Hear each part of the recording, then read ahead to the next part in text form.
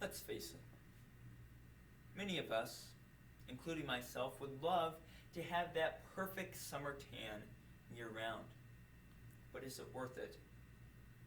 My name is Rieken. I am in the 8th grade and am a Carson commander who lives in East Potawatomi County. And today we will be discussing the dangers of tanning beds in ultraviolet radiation, how to recognize and prevent these dangers from happening, and what you can do to spread the word. We apologize for the appearance of some of the slides may have. A lot of it is out of our control. We just ask that you try to see as best you can, and we'll try to do our best to explain what is going on in all the slides and in all the pictures. So please just bear with us. So let's begin. First slide, please.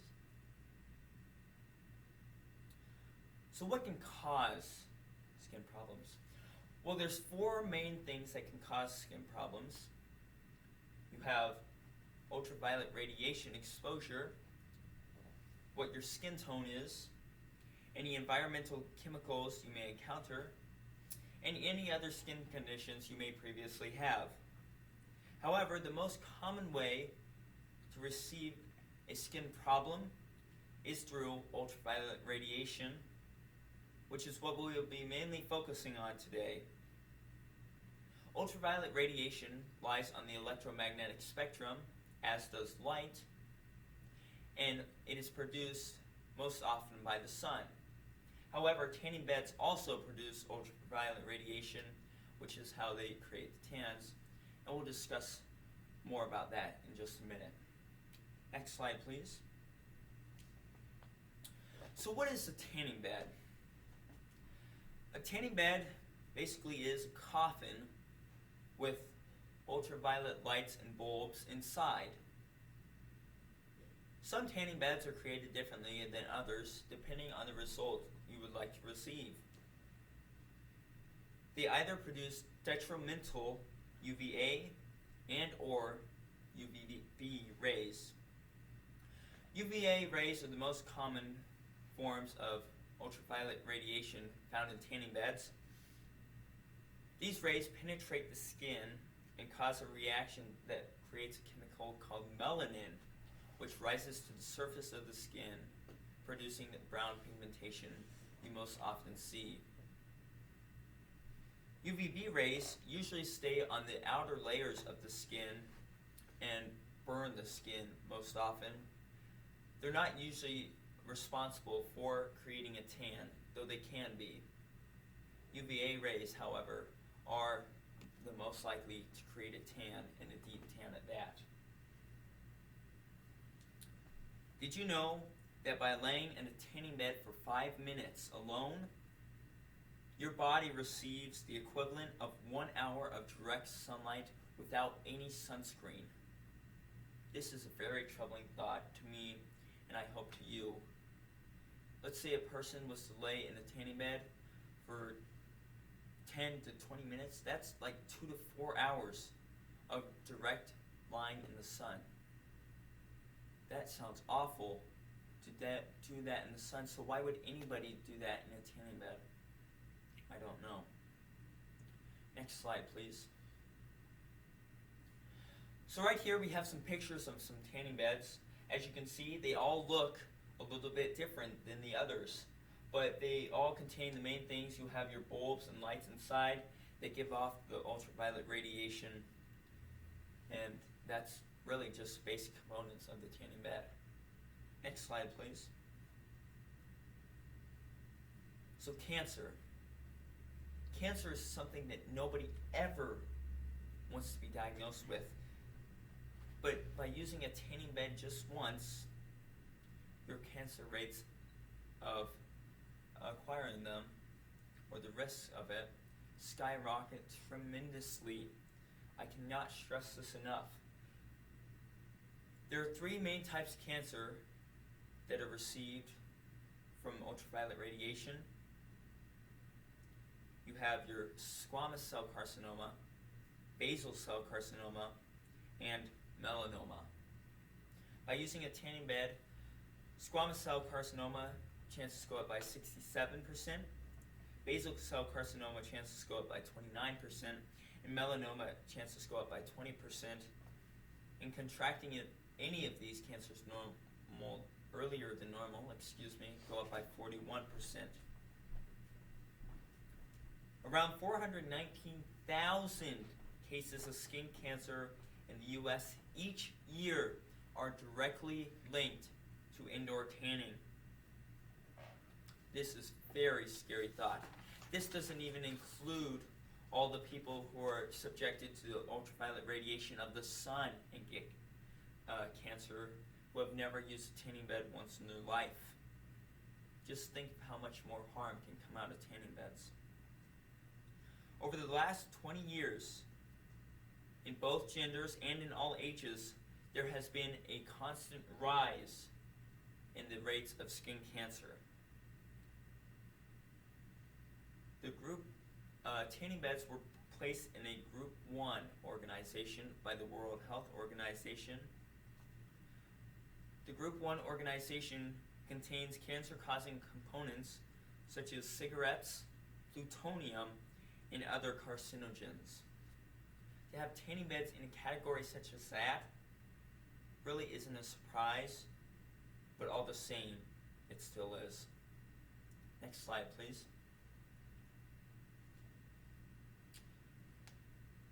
Tanning beds can they can produce cancer, but they can also produce other physical and mental effects seen very commonly. Tanning beds, or just ultraviolet radiation exposure in general, can create wrinkles, sunspots, brown spots, rashes, etc., which are all very commonplace. 2017, Georgetown University Medical Center did a study and found that those who frequently use tanning beds can become tanning bed dependent, or in other words, produce or have an addiction to tanning beds, which means they'll just go back for more and more, increasing their cancer rates tremendously. Some people believe that using a tanning bed can actually be beneficial. In all ways, this is false. Do not ever believe that. Some believe that you get a healthy amount of vitamin D, which fights off bacteria and other things that make you sick by using a tanning bed. This is not true. The sun can naturally do this. Tanning beds cannot. This has been proven many times in many places. Other people believe that by getting a tan, you will be protected from sunburning anymore. However, the American Academy of Dermatology, or the AAD, determined that by getting a tan, you only have a sun protection factor, or SPF, of about 2 or 3. They're required, or not required, but the recommended SPF is about 30. 3 or 2 is a long way from 30. Wouldn't you agree? The younger you are when you begin to tan, especially frequently, the higher risk you have of developing any and all problems later in life. Please, please take this into account before you decide to lay down in a tanning bed. Next slide, please. So here we have some pictures of some people who have developed skin problems or cancer problems because of tanning beds. Commonplace are your moles and rashes, which, if left untreated or undetected, can turn into cancer. This bottom photo right here is Miss Paula Schnack, which I hope you can see. As a teenager and young adult, Paula used to use tanning beds very often. However, she was diagnosed with melanoma in that ear area, and it had to be completely removed before any further damage could be done.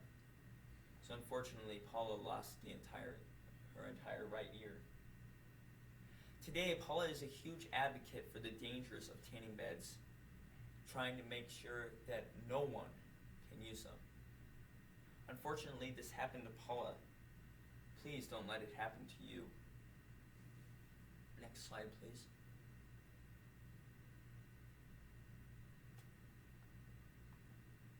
Oh, it looks like we're having some technical difficulties, so we'll try to keep moving things along. So let's talk about just how to prevent some problems from happening. So as said before, using a sunscreen with at least a 30 SPF or sun protection factor is a safe choice. Every 2 hours, please apply a new layer of sunscreen. For however high the SPF is, does not mean it has a longer lasting life. It just means it protects you that much better from the sun during that time. So remember, apply a new layer of sunscreen about every 2 hours. Even trying to tan in the sun, oh, looks like we got it up. So even trying to tan in the sun can be very detrimental to the skin. No tanning ever, purposely, is good.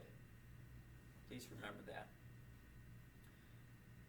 Annually, you should check with a dermatologist, especially for adults, to see if any spots should be further investigated or need to be removed.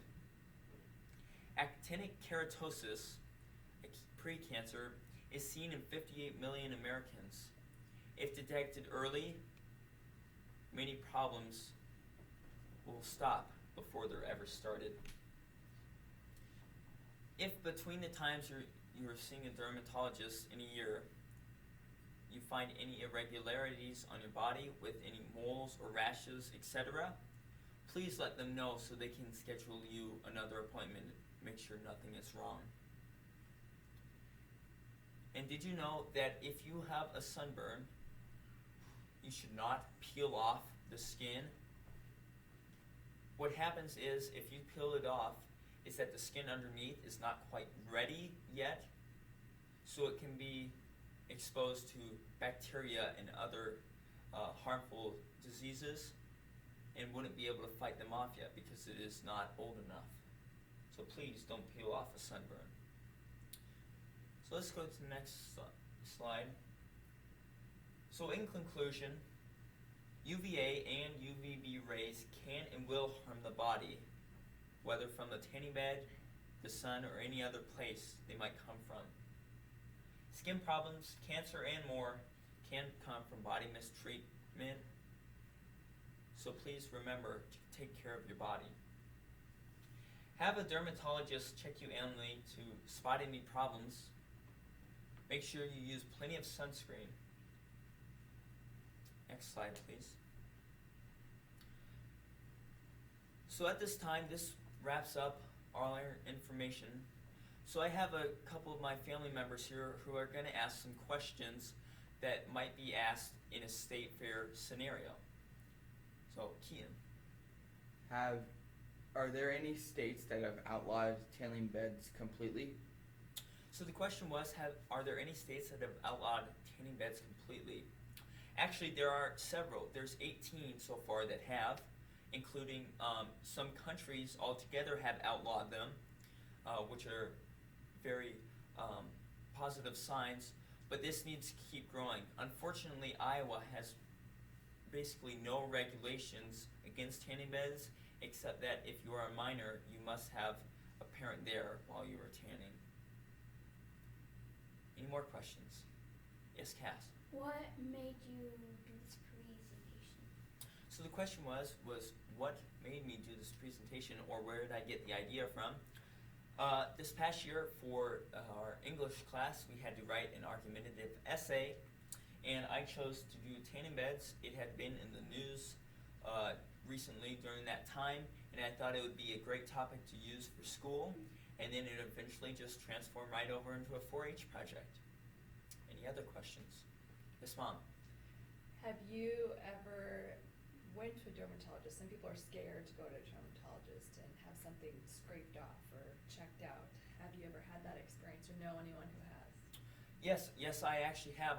So the question was, have I or anyone I known been to the dermatologist before? The answer is yes.